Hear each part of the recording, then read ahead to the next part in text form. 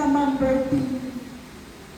Sa lahat ng aming mga kamag-anak, kaibigan at sa mga nakasama ni Amang sa loob ng 87 taon ng kanyang makabuluhang buhay, maraming salamat po sa inyong pagmamahal, paggalang at mga alaala na patuloy naming panghahawakan. Mula sa unang araw ng aming pagdadalamhati, naman namin ang inyong suporta sa pamamagitan ng pagbisita, panalangin at pakikiramay. Ang inyong presensya at panasakit ang nagsilbing lakas at ginhawa sa aming pamilya sa gitna ng aming pagdadalamhati.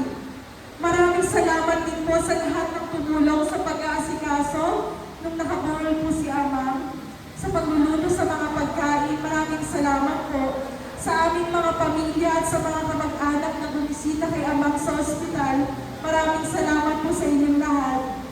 Kay Tita Ale, na halos 24/7 na nagbantay at nagdadala kay Amang sa aming bahay at sa ospital. Maraming salamat, Tita, sa walang sawang pag-aalaga mo kay Amang. Hindi walintana yung pagod mo basta para kay Amang. Lahat ginagawa mo. Salamat din po sa mga kapatid po at mga anak po ni Amang. Nais ko rin po magpasalamat kay Tita Apel na palaging magsuporta at nagmamahal mo palagi kay Amang. Salamat sa pag-uwi mo dito sa Pilipinas para makasama mo si Amang at magkasama-sama tayo. For sure, masaya-masaya si Amang sa pag-ilaan mo ng oras para sa kanya. Mahal kong Amang, losing you is by far the most painful heartbreak I've had. Napakahirap din ang season na to, especially sa iyo. Pero never tayong pinabayaan ni Lord. He remained faithful.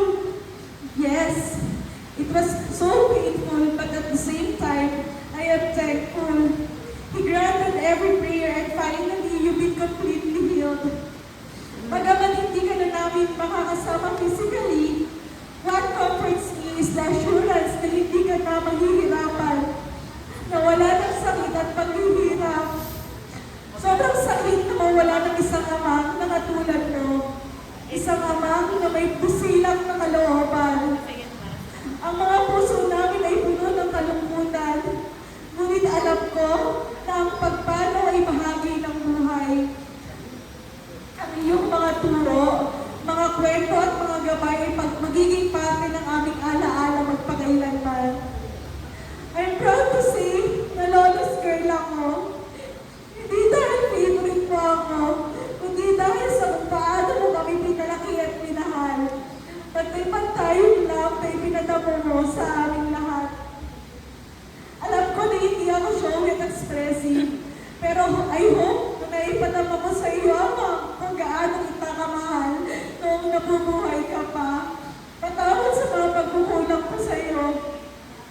Salamat, Ama, dahil nakasama kitang magdasal ng rosaryo ilang araw bago ka pumanaw. Ito yung rosaryo na ginamit namin nung nagdasal kami sa hospital. Ama, hanggang sa huli, alam ko na kami ang iniisip at inaalala mo, kaya hindi ka talaga bumibitaw. Kaya kahit hirap ka na, you chose to fight and live for us. Walang katulad yung pagmamahal at malasakit mo para sa aming lahat, mula kay Inang hanggang sa mga apo mo sa tuhod at sa lahat ng mga taong nakakakilala sa iyo. At kaya mong tumulong at magbigay, gagawin mo ng buong pagmamahal at walang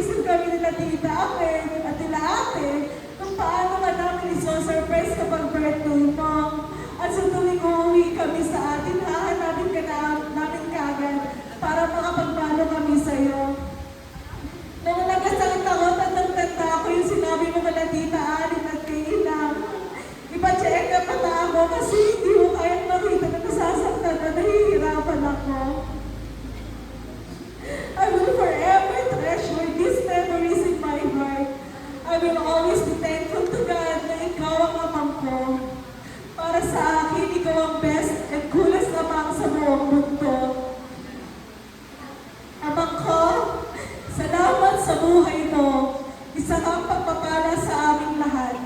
Naway magpahinga ka na ng tahimik at maghatagpo ng walang hanggang kapayapaan sa piling ng ating Panginoon. Bagamat hindi ka na namin makikita, ang iyong presensya ay patuloy na mabubuhay sa aming mga puso. Huwag kang mag-alala, Amang.